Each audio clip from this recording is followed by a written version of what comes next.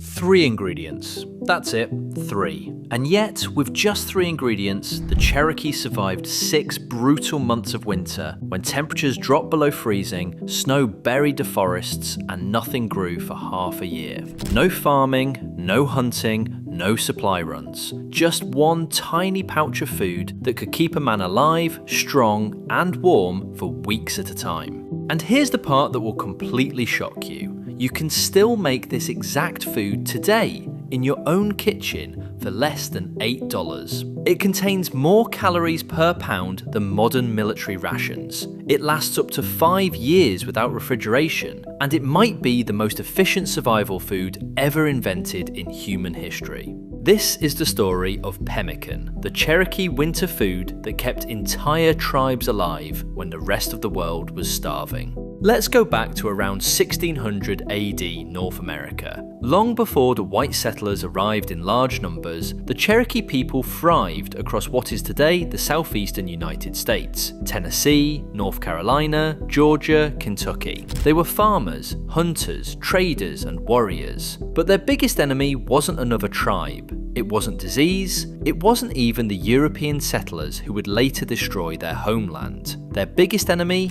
was winter. The brutal, freezing, food-killing winter that stretched from October to April. 6 months of cold, 6 months of empty forests, 6 months where one bad storm could wipe out an entire village. So the Cherokee did what every great survival culture does. They invented a food that refused to die. They called it by different names depending on the region. The Cree called it Pemmican, the Lakota called it Wasna. The Cherokee had their own version, perfectly adapted to the forests of the southeast. But the modern world knows it by one simple name: Pemmican. A food so brilliantly designed that modern survivalists, military scientists, and food researchers still study it today. And the wildest part? It only takes 3 ingredients to make it. Here's how the Cherokee made pemmican. First, they took wild game, usually deer, but sometimes bear, elk, or buffalo if they could get it. They would slice the meat into thin strips and dry it in the sun or over a low smoky fire. The drying process removed almost all the moisture. What was left was a hard, dry, almost wood-like strip of meat.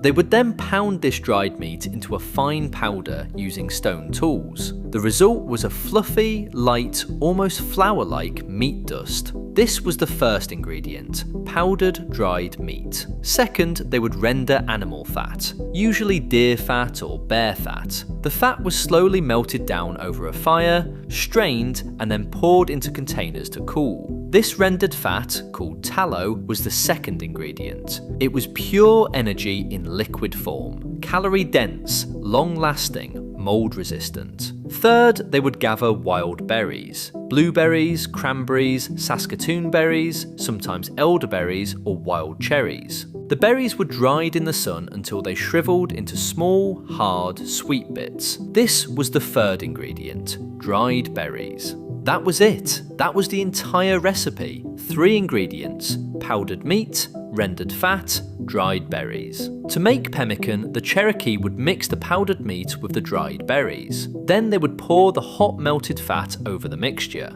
They would stir it until every single particle of meat and berry was coated in fat. As the mixture cooled, the fat would harden and bind everything together into a solid, almost waxy block. The pemmican was then packed into leather pouches, sealed tight and stored. And here's the magic. Once made, pemmican could last for years. Yes, years. Some accounts from early European explorers describe finding pemmican that was 5 years old and still perfectly edible. No refrigeration, no salt, no spices, just a natural preservation power of fat sealing out air and bacteria. Now here's where the science gets crazy. Modern nutritionists have analysed pemmican, and the results are stunning. A single pound of pemmican contains around 3,500 calories. Let that sink in. 3,500 calories in just 1 pound. Compare that to modern freeze-dried backpacking meals, which contain around 1,800 to 2,000 calories per pound. Pemmican is almost twice as calorie dense. dense. Compare it to Cliff Bars, which contain around 1,200 calories per pound. Pemmican blows them out of the water. A Cherokee warrior could carry just 5 pounds of pemmican in his pack and have enough food to survive for 2 weeks of hard winter travel. Try doing that with modern energy bars. You'd need to carry 15 pounds just to match the same calories.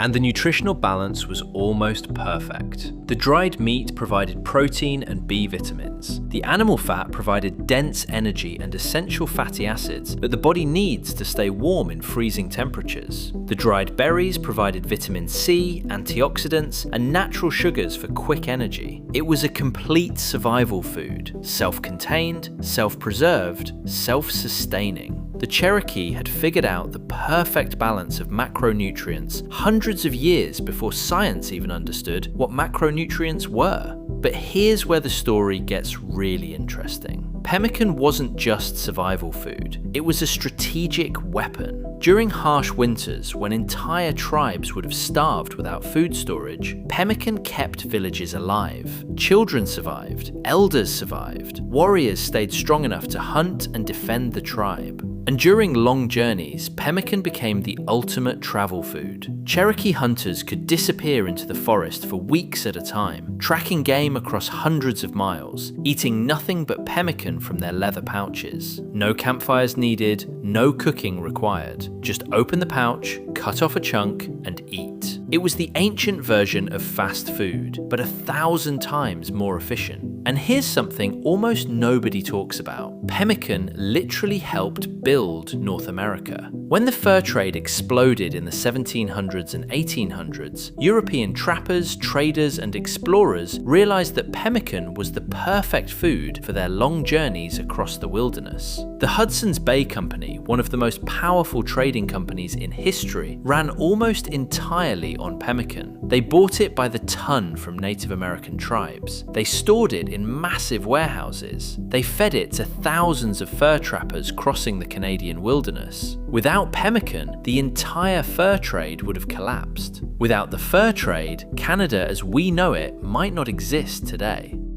A 3-ingredient Cherokee food shaped the destiny of an entire continent. Even military forces took notice. During the Arctic and Antarctic exploration era of the late 1800s and early 1900s, almost every major expedition carried pemmican. Robert Peary used it on his journeys to the North Pole. Ernest Shackleton used it on his legendary Antarctic expedition. Roald Amundsen used it when he became the first person to reach the South Pole in 1911. These were the most extreme survival missions in human history, and the food that kept those explorers alive in the deadliest cold on Earth was pemmican, a recipe invented by Native Americans centuries earlier.